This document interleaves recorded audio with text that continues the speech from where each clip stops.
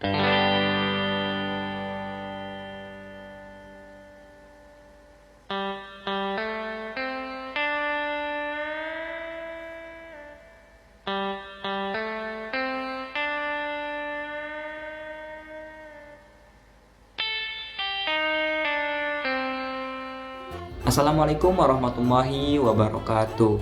Sebelumnya yang saya hormati Bapak dosen pengampu mata kuliah Tata Kelola Teknologi Informasi, Bapak Muhammad Taufik Isti Nugraha MKom. Baik, di sini saya akan membuat video yang membahas tentang Undang-Undang ITE dan pemanfaatan tanda tangan digital di Indonesia.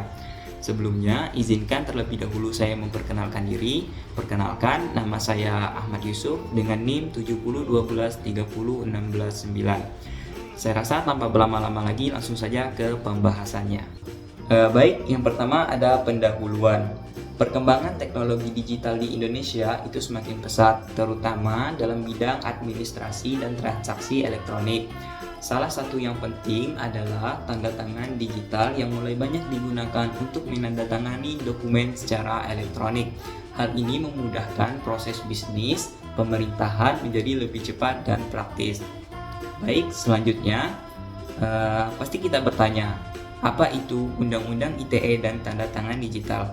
Baik, di sini dikatakan bahwa Undang-Undang ITE adalah undang-undang yang mengatur berbagai aktivitas yang menggunakan sistem elektronik termasuk tanda tangan digital.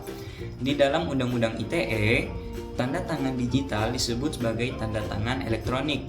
Tanda tangan elektronik ini digunakan untuk membuktikan bahwa sebuah dokumen benar-benar ditandatangani oleh pihak yang berwenang, sama seperti penanda tangan di atas kertas. Nah, artinya Undang-Undang ITE itu adalah undang-undang yang mengatur berbagai aktivitas elektronik, sedangkan tanda tangan digital itu adalah tanda tangan elektronik ataupun tanda tangan yang bisa kita lakukan di dalam sebuah sistem. Selanjutnya, dalam Undang-Undang ITE pasal 11 disebutkan bahwa tanda tangan elektronik diakui sah apabila memenuhi beberapa syarat seperti: yang pertama, tanda tangan hanya terkait dengan penanda tangan. Yang kedua, penanda tangan memiliki kontrol penuh terhadap tanda tangan tersebut. Yang ketiga, perubahan tanda tangan elektronik dapat dideteksi. Nah, artinya di sini jika kita melakukan penandatanganan palsu itu bisa dideteksi jika kita melakukan tanda tangan elektronik. Selanjutnya, tanda tangan dapat digunakan untuk mengidentifikasi penanda tangannya. Baik, selanjutnya, mengapa tanda tangan digital itu penting? Tanda tangan digital penting karena memudahkan banyak hal seperti menandatangani dokumen kontrak, perjanjian bisnis, ataupun dokumen pemerintahan tanpa harus bertatap muka. Ini sangat berguna terutama di masa pandemi COVID-19 kemarin, di mana banyak aktivitas dilakukan secara daring.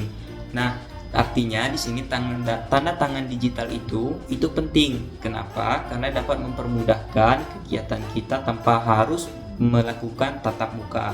Seperti waktu di masa pandemi COVID-19, kita tidak dianjurkan untuk bertemu satu sama lain, maka tanda tangan digital ini bisa membantu kita untuk bisa menandatangani dokumen-dokumen penting melalui jarak jauh. Selanjutnya, selain itu, tanda tangan digital juga membantu mengurangi biaya cetak, penggunaan kertas, dan menghemat waktu. Tentu saja, karena dia sudah digital, jadi tidak ada pencetakan selanjutnya ataupun penggunaan kertas. Dan menghemat waktu, tentu saja menghemat waktu. Kenapa menghemat waktu? Karena kita bisa melakukan tanda tangan tersebut dari jarak jauh tanpa harus bertemu tatap muka. Baik, selanjutnya jenis tanda tangan digital. Dalam peraturan yang lebih teknis, yaitu Peraturan Pemerintah atau PP nomor 71 tahun 2019, tanda tangan elektronik itu terbagi menjadi dua jenis. Yang pertama, tanda tangan elektronik tersertifikasi yang sudah diverifikasi oleh penyelenggara sertifikat elektronik resmi atau BSRE seperti Balai Sertifikat Elektronik atau pihak yang ditunjuk oleh pemerintah. Ini memiliki kekuatan hukum yang kuat sama seperti akta notaris. Selanjutnya yang kedua, itu adalah tanda tangan elektronik yang tidak tersertifikasi tidak melalui proses sertifikat resmi, meskipun tetap sah, tanda tangan ini memerlukan pembuktian tambahan jika terjadi sengketa di pengadilan. Nah, artinya perbedaan dari kedua tanda tangan ini, yang pertama mereka sama-sama sah, tapi tanda tangan elektronik yang tidak tersertifikasi ini, apabila ada masalah ataupun trouble, dia memerlukan bukti tambahan jika terjadi masalah-masalah tersebut untuk memperkuat bahwa itu adalah tanda tangan si pemilik. Selanjutnya, tantangan penggunaan tanda tangan digital. Walaupun teknologi tanda tangan digital ini sudah ada dan diatur dalam hukum, masih banyak tantangan yang harus dihadapi di Indonesia. Pertama, masih banyak masyarakat yang belum paham bagaimana cara menggunakan tanda tangan digital secara benar. Edukasi kepada masyarakat perlu dilakukan agar mereka tidak ragu menggunakan teknologi ini. Nah, di sini dikatakan bahwa masih banyak orang yang belum mengetahui apa itu tanda tangan digital dan bagaimana cara melakukan tanda tangan digital. Nah, di sini seharusnya kita bisa mengedukasi masyarakat tentang apa itu tanda tangan digital dan bagaimana cara melakukan tanda tangan digital tersebut. Kedua, infrastruktur internet di beberapa daerah di Indonesia masih belum merata. Nah, di sini infrastruktur internet di beberapa daerah Indonesia masih belum merata. Mungkin di desa-desa itu internetnya jelek. Karena apa? Karena tanda tangan digital ini menggunakan teknologi, berarti otomatis teknologi itu harus membutuhkan jaringan yang bagus. Selanjutnya, ketiga, belum semua pihak swasta atau instansi pemerintah menggunakan tanda tangan digital.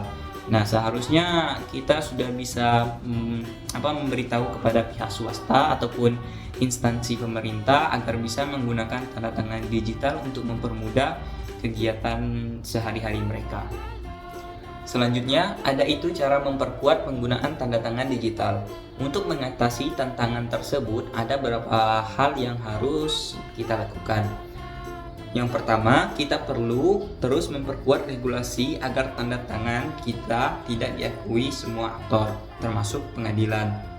Selanjutnya, edukasi kepada masyarakat, pegawai pemerintah, dan pelaku usaha agar mereka tahu bagaimana cara membuat dan menggunakan tanda tangan digital dengan benar dan aman. Selanjutnya, penyedia akses internet yang merata agar semua orang di berbagai daerah bisa memanfaatkan tanda tangan tersebut. Nah, harusnya pemerintah itu memperhatikan cara-cara agar kita bisa mengatasi tantangan-tantangan tadi, yaitu dengan pemerintah perlu memperkuat regulasi agar tanda tangan digital diakui oleh semua sektor. Selanjutnya ada edukasi kepada masyarakat untuk memperkenalkan apa itu tanda tangan digital. Selanjutnya itu penyediaan akses internet yang merata agar walaupun di desa-desa itu mendapatkan akses internet yang kuat sehingga teknologi di sana itu tergunakan dengan baik sehingga bisa memanfaatkan tanda tangan digital ini. Nah, dari pembahasan tadi dapat kita simpulkan Undang-Undang ITE dan peraturan turunannya telah memberikan landasan hukum yang jelas bagi pengguna tanda tangan digital di Indonesia. Dengan adanya tanda tangan digital, proses administrasi bisnis bisa berjalan lebih cepat, efisien, dan aman. Namun, masih ada beberapa tantangan yang harus kita hadapi, seperti pemahaman masyarakat yang masih kurang tentang tanda tangan digital tersebut, juga keterbatasan infrastruktur internet seperti di desa-desa yang internetnya masih kurang stabil atau kurang cepat, dan belum semua pihak mau menggunakan teknologi tanda tangan digital ini. Baik, saya rasa itu dia hasil pemaparan materi dari saya tentang Undang-Undang ITE dan tanda tangan digital. Apabila ada salah kata, data maupun fakta, saya mohon maaf dan insya Allah akan saya perbaiki di pertemuan selanjutnya.